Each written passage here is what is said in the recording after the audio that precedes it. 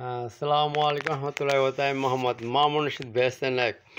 হ্যাঁ, আমার কাছে মৃত কোনো ব্যক্তিকে নিয়ে যদি কোনো টিকটকে, ইউটিউবে, ফেসবুকে প্রোগ্রাম করতে চান কেউ, তাইলে কোরআন হাদিসের বাইরে তার সম্বন্ধে কিছু পাঠানো যাবে না।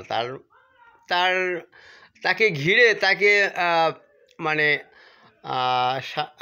তাকে সামনে রেখে বা তাকে উপলক্ষ করে, বা ঠিক আছে না, তাকে উপলক্ষ করে তার কোরআন হাদিসের বাইরে তার সম্বন্ধে কিছু পাঠানো যাবে না, যেহেতু সে মরে গেছে। আর একটা জিনিস হলো যে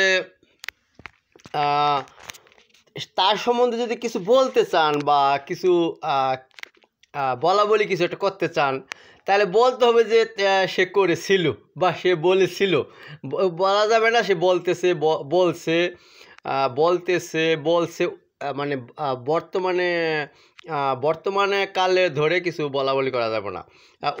অতীতভাবে মানে বলেছিল, করেছিল সে, ঠিক আছে না, ঘটেছিল তার এমন তাকে নিয়ে কাহিনী আমার সাথে ঘটেছিল, ঠিক আছে না, এমনভাবে তাকে নিয়ে, মৃত ব্যক্তিকে নিয়ে বলতে হবে। তখন তাকে বলতে পারেন যে লোকটা এখন বেঁচে আছে, কিন্তু এই লোকটি যদি মরে যায়, ঠিক আছে না, এই লোকটা কালকে যদি মরে যায়, পরশুই তাকে নিয়ে এরকম একটা কাহিনী, তাকে নিয়ে তো টিকটক ঐতিহ্য সবাই ধারাবাহিক করেন যে তার সাথে আমি নিয়মিত করতাম, তার সাথে সম্বন্ধে বলতাম, করতাম, ঠিক আছে, এরকম বিষয় দাদা, ঠিক আছে না।